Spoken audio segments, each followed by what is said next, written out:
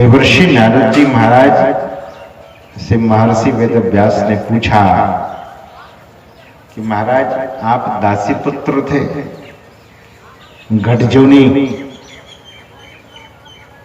लेकिन आप इतने सर्व जगत में पूज्य कैसे हो गए। महर्षि वेदव्यास के बातों को सुनकर देवर्षि नारद जी ने कहा कि महाराज मैं एक छोटा सा दासी पुत्र, जिस गांव में रहता था उस गांव में एक बार साधु संतों की मंडली आई।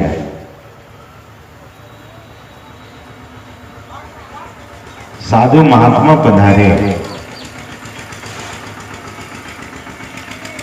और साधु महात्मा पधारे तो उस गांव, उस नगर के जो राजा थे, राजा ने साधु महात्माओं के लिए बड़ी सारी व्यवस्था बनाई दी, खाने की, पीने की, ठहरने की।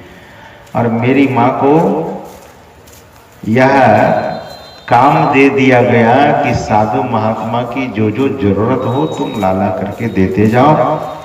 तो विशेष करके माँ से ये कहा गया कि तुम जंगल से सूखी लकड़ी ला करके महात्माओं को दो। महात्मा लोग स्वपाकी थे, अपने से भोजन बनाते थे। तो बोले, देवर्षि नारद जी महाराज ने कहा कि मैं तो छोटा सा बच्चा था, तो मेरी माँ जिधर जिधर जाती थी मैं उधर उधर जाता था। मेरी माँ लकड़ी चुनने के लिए जंगल जाती थी तो मैं भी छोटी छोटी लकड़ी छोटे छोटे हाथ से चुनता था और गठरी में डालते जाता था। लकड़ी चुन करके गठरी बना करके माँ लाती थी साधु महात्माओं की सेवा में, और महात्माओं को मैं टहल करता था। टहल समझते हैं ना आप लोग। देवर्षि नारद जी ने कहा कि महात्माओं का मैं टहल करता था, यानी सेवा करता था। छोटा था तो कोई महात्मा बता देते थे बच्चा ये कर लो, तो मैं कर देता था, बड़ी खुशी से मैं करता था। महाराज मैं महात्माओं की जब सेवा करने लगा तो मेरा हृदय पवित्र होने लगा, मेरा अंतःकरण पवित्र होने लगा। सेवा से सद्गुण हैं आते, जब सेवा करेंगे तो सद्गुण आना शुरू हो जाएगा। महर्षि साई स्वामी जी महाराज कहते हैं कि सेवा से सद्गुण है आते, जिससे जीवन सुखमय होता। क्या होता है जीवन? सुखमय।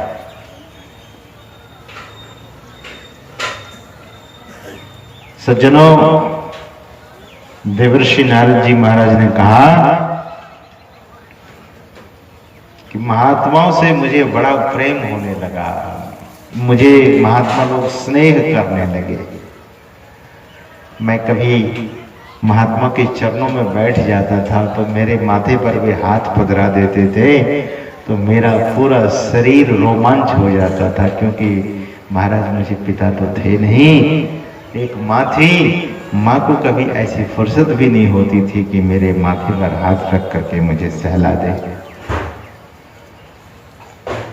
संतों का पवित्र हस्त जब मेरे माथे पर पधराया गया तो मैं तो पावन होता चला गया, मैं पवित्र होता चला गया। महाराज भोजन के पहले मैं पत्तल लगाता था महात्माओं को खाने के लिए। महात्माओं को खाने के लिए महात्माओं की जब पंगत बैठती थी तो मैं पत्तल परोसता था, जल परोसता था, क्योंकि मैं छोटा था।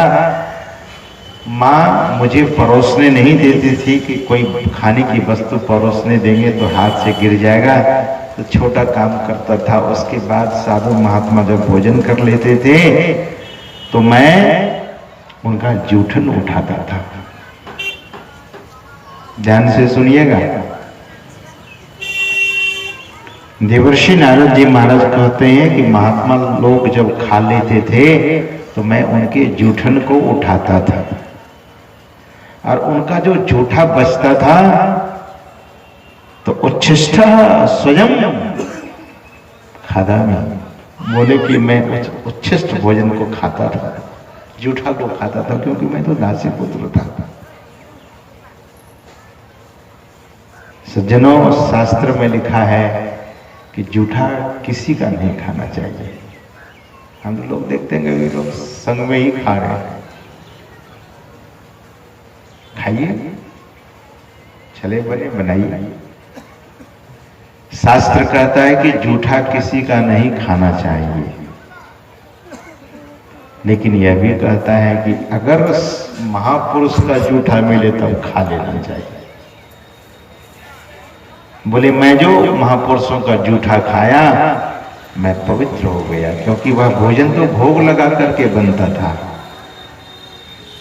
पवित्र था, क्योंकि साधु महात्मा ही भोजन बनाते थे।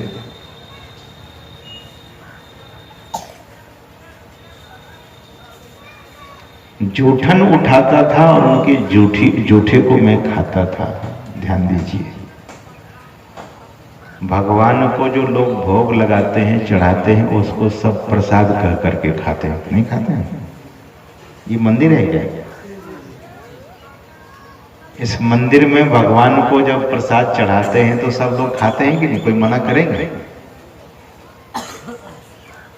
लेकिन भगवान जूठा किसका खाते हैं आप लोगों को पता है? भगवान का जूठा तो दुनिया खाती है, लेकिन भगवान किसका जूठा खाते हैं?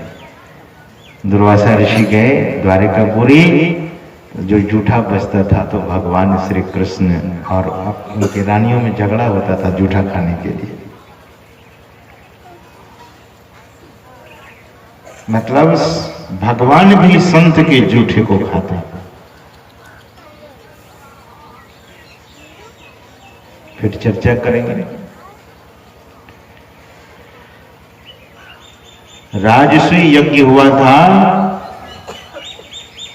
तो सबको सेवा बांटी गई थी और भगवान श्री कृष्ण अपने से सेवा लिए थे। क्या बोले? जितने साधु महात्मा आएंगे उनका चरण हम धोएंगे, भगवान ने कहा। भगवान श्री कृष्ण ने कहा कि इस यज्ञ में जितने साधु महात्मा आएंगे उन सभी साधु महात्माओं का चरण मैं धोऊंगा, और महात्मा लोग जो भोजन करके उठेंगे उनका उनका जूठन जो पत्तल होगा वो मैं उठाऊंगा। ये साधारण बात नहीं है। त्रैलोकपति वो साधु महात्माओं के जूठे को उठा रहे हैं, जो दुनिया के मालिक। भगवान श्री कृष्ण के संबंध में कहा गया है कि वे विशेष अवतार थे भगवान के। 24 अवतार हुए भगवान के, 23 हुए, 24वां आने वाला है, कल की अवतार। भगवान श्री कृष्ण के संबंध में शास्त्र कहता है कि कृष्णस्य तु स्वयं भगवान। भगवान श्री कृष्ण स्वयं भगवान बने, अंश अंश नहीं है। कृष्णस्य तु स्वयं भगवान। और ऐसे भगवान संत महापुरुषों के जूठन को उठाते हैं, और जिसके पास थोड़ा सा ज्ञान है, थोड़ी सी संपत्ति है, 1-2 गाड़ी है, थोड़ी जमीन है, थोड़े मकान है, वो तो बोलेने से मतलब बोलते हैं कि हम तो महात्मा से बड़े हैं। और त्रैलोकपति संतों के जूठे को उठाते हैं। अभिमान है, हम बड़े बड़े। किस चीज का अभिमान? सज्जनों, यह जो बात कही जा रही है ये कोई बनावटी नहीं है, ये शास्त्र से प्रमाणित बात सुना रहा हूं। देवर्षि नारद जी महाराज कहते हैं महर्षि वेदव्यास से कि ऋषिवर, आज जो मुझे अबाध गति प्राप्त हुई है ये संतों का प्रसाद खाने से, संतों के सानिध्य का लाभ लेने से, उनके संग में बैठकर सत्संग सुनता था। जब साधु महात्मा भोजन इत्यादि करके फिर सत्संग में बैठते थे तो मैं सत्संग सुनता था।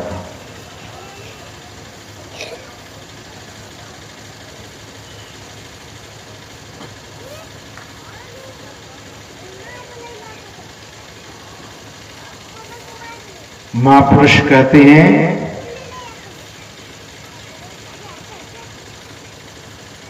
कि शुरू में अगर बच्चे को संस्कार दे दिया जाए, कहा बोले माता के पेट में ही संस्कार दे दीजिए। मां के पेट में जो बच्चा है, कौन डिस्टर्ब मत करो, मां के पेट में जिस बच्चा को संस्कार मिल जाता है उनका संस्कार खराब, उस बच्चे का संस्कार खराब नहीं हो सकता। कदाचित माता के पेट में अगर संस्कार नहीं मिला तो बच्चा जब बाहर आया तो उनको सुनाइए, अच्छी अच्छी बातों को सुनाइए। आजकल तो लोग अपने बच्चे को मोबाइल दे देते हैं, लोग खेलो मोबाइल।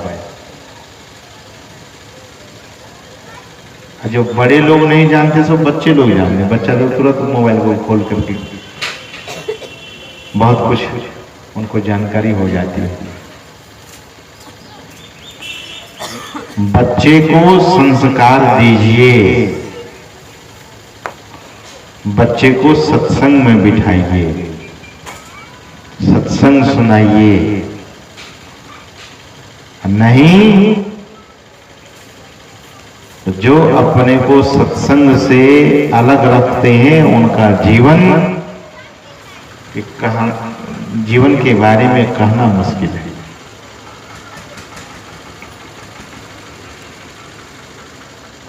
देवर्षि नारद जी महाराज ने कहा, इसी तरह से मैं सेवा टहल करता रहा, संतों का जूठा खाता रहा, संत महापुरुषों के सानिध्य में बैठकर सत्संग सुनता रहा, लेकिन समय तो बीत जाता है। समय बीत गया, साधु महात्मा जाने लगे। जब साधु महात्मा जाने लगे तो मैं साधु महात्माओं के ही पीछे पीछे चल दिया। मेरी माँ आकर के पकड़ ली, मैं रोने लगा। माँ से छुड़ाकर फिर मैं साधु महात्माओं के पीछे पीछे जाने लगा। साधु महात्मा उलट कर देखा और एक जो अच्छे महापुरुष थे उसने फिर मेरे माथे पर हाथ पधराया और कहा कि बेटा तू लौट जा। बोले बाबा हम तो आपके सत्संग के कायल हो चुके हैं, अब तो मुझे संसार में कुछ भी अच्छा नहीं लगता है, हम आपके ही साथ जाएंगे।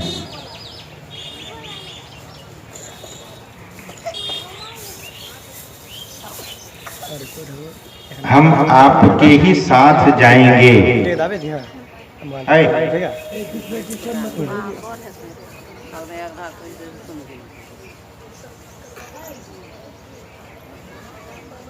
तो साधु महात्मा ने बड़ा समझाया, जब तक तुम्हारी माँ है उसको मत छोड़ो। बोले महाराज आखिर हम किस आधार को लेकर जीवन को जिएंगे? कहते हैं कि सभी साधु महात्मा उस बच्चे की बात को सुनकर के हैरान हो गए कि आधार ढूंढता है। साधु महात्माओं ने कहा कि बैठो। सभी महात्मा फिर से बैठे और बैठ करके साधु महात्माओं के बीच में उनको दीक्षा दे दी गई। सत्संग जो करेंगे उनको गुरु तो मिलेंगे, इस सत्संग में लाभ बहुत है, तुरंत मिलावे गुरु से। दीक्षा दी गई और बोले कि तुम इस मंत्र का अभ्यास करते रहो, जैसे जैसे विधि विधान बताया गया वैसे वैसे करते रहो। तो हरि बोला, हरिदास जी ने कहा कि महाराज हम संतुष्ट नहीं हुए, आप आशीर्वाद दीजिए कि हमको भगवान का दर्शन हो जाए। सभी संतों ने कहा जाओ हम वचन देते हैं कि तुमको इस जीवन में भगवान का दर्शन होगा। यह कहकर महात्मा लोग चले गए। देवर्षि नारद जी महाराज जो मंत्र लिए हैं उस मंत्र को विधिवत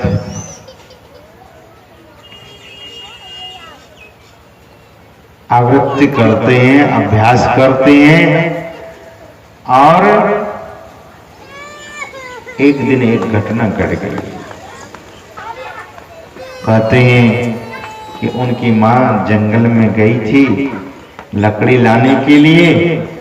जंगल में सांप ने उनकी मां को डस लिया। मां मर गई। नारद जी अकेले हो गए दुनिया में, अकेले। आधार गुरु मंत्र का था।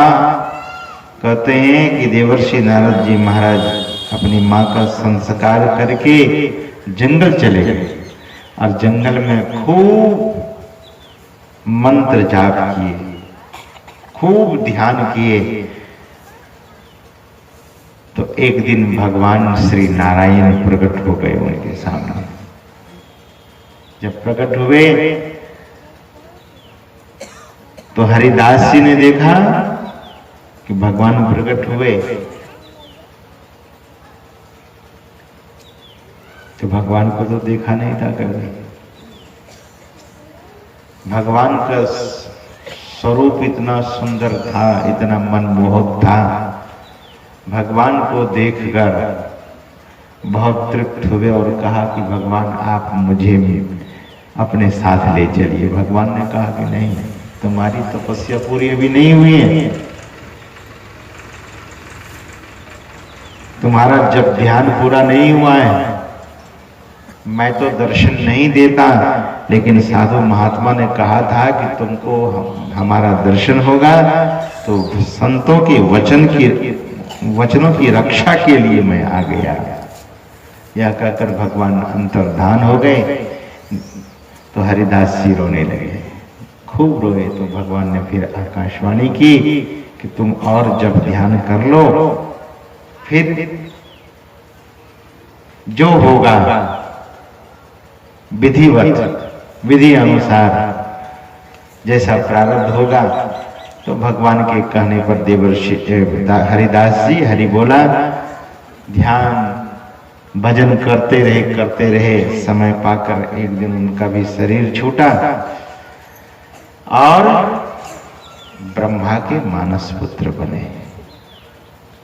ये सत्संग की महिमा है। ब्रह्मा के मानस पुत्र बन गए। और जब मानस पुत्र बने तो कहते हैं कि उस साधु महात्मा के सत्संग के प्रभाव, ध्यान भजन का प्रभाव से वे अबाध गति को प्राप्त कर लिए। अबाध गति, उनको ज्ञान हो गया। नारद भक्ति सूत्र उन्होंने लिखा है, नारद भक्ति सूत्र। बड़ा विस्तार से मैं तो आपको संक्षेप में सुनाया हूं। देवर्षि नारद जी महाराज की कथा नारद पुराण में भी है और बहुत सारे पुराणों में। ऐसा कोई पुराण नहीं जिसमें देवर्षि नारद जी की चर्चा ही नहीं। तो सत्संग का प्रभाव देखिए। तो देवर्षि नारद जी महर्षि वेद व्यास से कहते हैं कि महाराज हमारी जो ये अबाध गति हुई है ये मात्र एक सत्संग से और गुरु कृपा से। मुझे जो ज्ञान हुआ है ये सत्संग से और गुरु कृपा से। सत्संग बिना सोचो मानव जग में वह ज्ञान कहां होगा। कौन सा ज्ञान?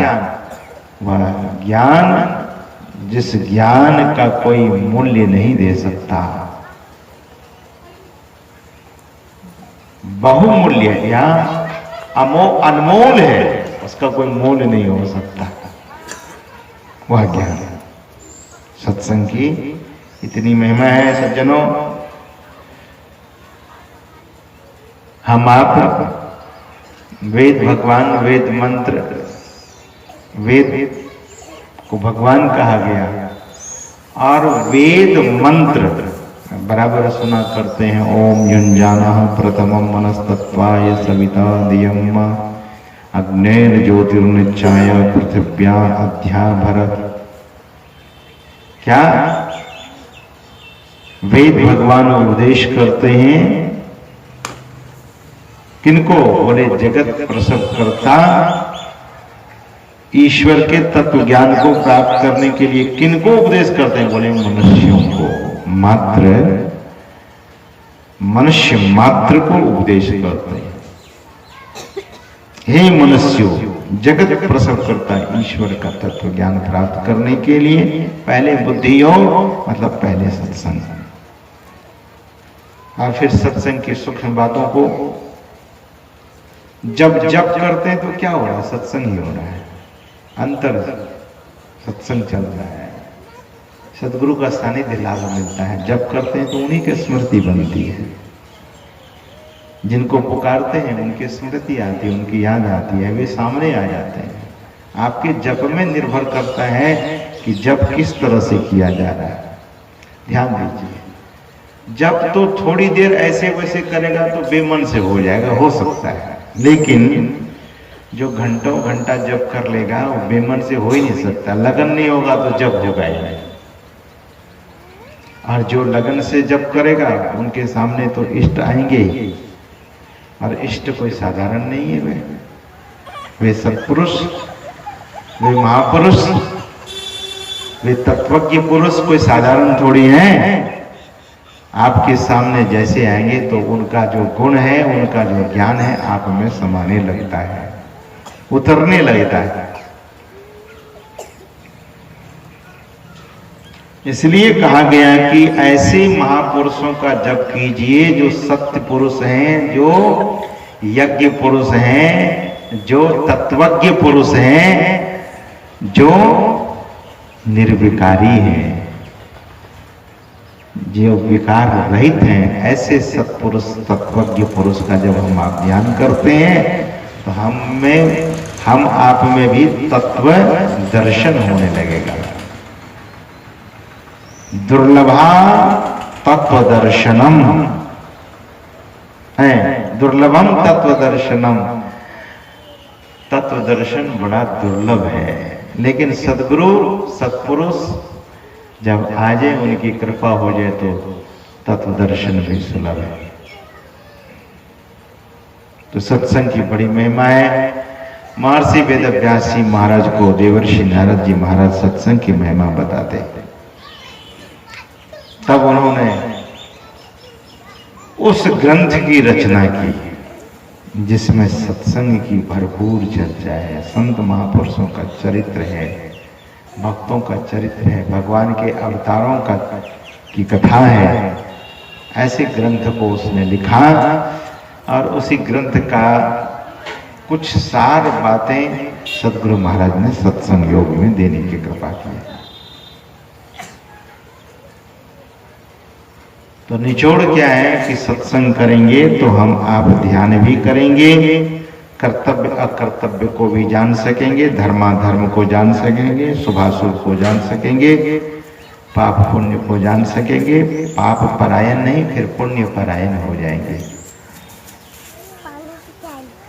अधर्मी नहीं, धर्म परायण हो जाएंगे। अशुभ नहीं, फिर शुभ ही शुभ होने लगेगा। यही संत महापुरुष कहते हैं। तो समय अधिक हो गया है, हम लोग पुनः